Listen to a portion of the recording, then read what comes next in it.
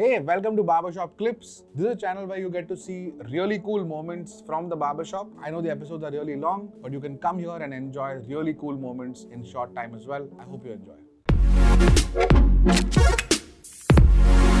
When you tell me that, I left the Oberoi group and you must think it's a listed company, it's very obviously public what you did there.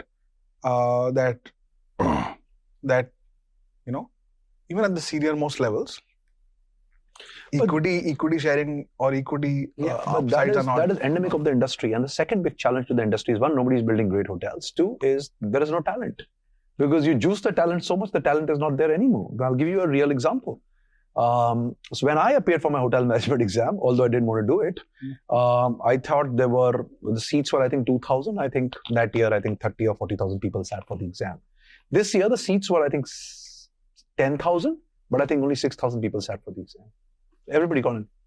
There's nobody applying for hotel management because you've juiced the system so much. You've misused the system so much. You've not invested in talent. Nobody wants to work 18 hours, make a shitty salary and go. It's much better. Today, when Postcard and Easy Diner go to the same campus for interviews, more people appear for Easy Diner than Postcard. Because it's long hours, it's hard work and whatever. So you have to constantly educate that Postcard is not your regular employer. Yeah, we look at it very differently. I saw a tweet by Rajesh Sahani recently where he said that at a hotel, the stipend was 2,500 rupees. But that's the truth. Most of the company pay an industry stipend of making people work for 14 hours at 2,500 rupees a month.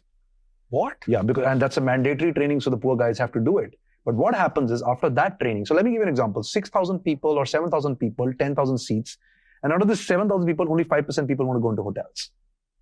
So it's no longer a great career for anybody. So what's going to happen is you're slowly going to start coming down in service levels because the quality of people who make a great hotel will start coming down. Your rates in India are going up. This is the best year for hotels and rates are as good as Europe in a lot of cases. So you have a quality and a price mismatch. You're not building great hotels.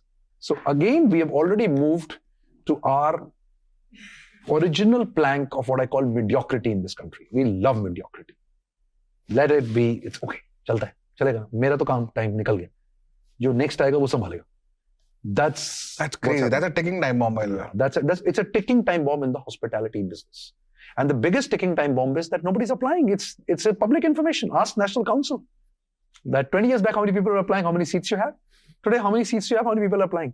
So it's like maybe the seats have gone up and the applicants are the same. No, applicants have dropped. And the seats have gone up. Nobody wants to do hotel management. And for the people who are doing hotel management, please look at post-campus placements. Less than 5% people are actually opting to be in hotels. I've noticed this. So, for example, recently I went to a hotel which I have heard so much about. And it is like people say it's life-changing and it's beautiful and this and that. And I went there for 3 days last month.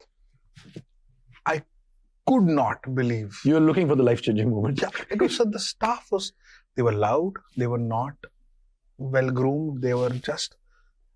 And I just couldn't believe this is the Khyber in Srinagar. In Srinagar, Gulmarg. Very nice. Great property, but like the staff was just very undervalued. So getting talent is going to be a very, very big problem here because you're not solved for talent. You're saying we're solving for talent.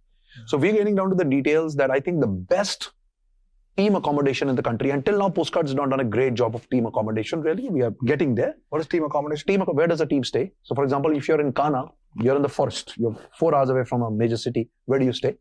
So, the team accommodation in Kana is going to be as good as a good 4-star hotel.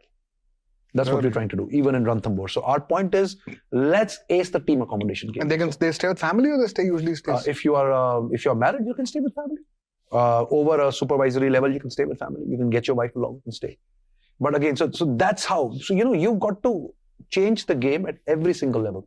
Because if you get top talent and when they talk to you, so in a lot of cases, I'll not name it, but my resort managers know so many high-profile people that even I've looked up to and know them directly on a one-to-one basis because they're best friends. That is so cool. But that's really cool. So this is the super A++ Bollywood celebrity.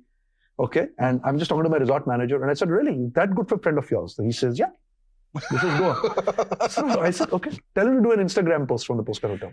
He said, okay. 30 minutes later, it's done. It's done. And I'm telling him, but how did you do it? He's saying, sir, because we're friends. I said, what do you mean you're friends? This guy is God, man. Like a mob. If he comes again, there was nearly a riot when he came last time. Really? So he said, but sir, we are friends. If he needs anything in Goa, he calls me.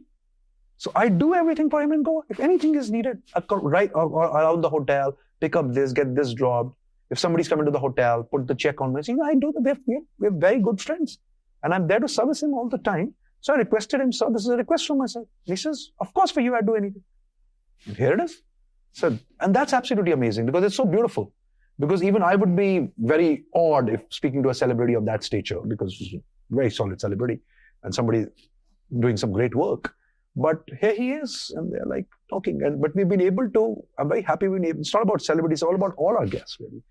Because I believe every single guest walking into a postcard hotel is a celebrity for us. And all our guests are able to engage. So one of the big standards we have, Shantanu, when you stay with us, you will see the resort manager does not have to send you an email, but he needs to send you a WhatsApp because that's what people read. Yeah.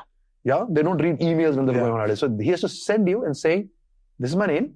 I know you're coming late in the night. I'm sending you the menu. Do you want to order anything? Anything you need in Goa or anything you need in Gaul or anything you need in Bhutan, let me know. I'll have it arranged for you before you come in. So people have things like, I'm going to come in with a small kid and this and saying, no problem. What do they want to eat? I'll get them toys. Do they like something? I'll get it. So we encourage our resort managers to talk to our guests because human connection will solve the world. And Brian Chesky says it very beautifully. He's saying it's not the idea of people discovering places, but it's the idea of people discovering each other, which is transformational in a way. And that's what Airbnb was about, host and the guest. Yeah. Such a disruptive idea, the host and the guest, really. Yeah. And that's what Postcard aspires to do in a much more luxurious fashion.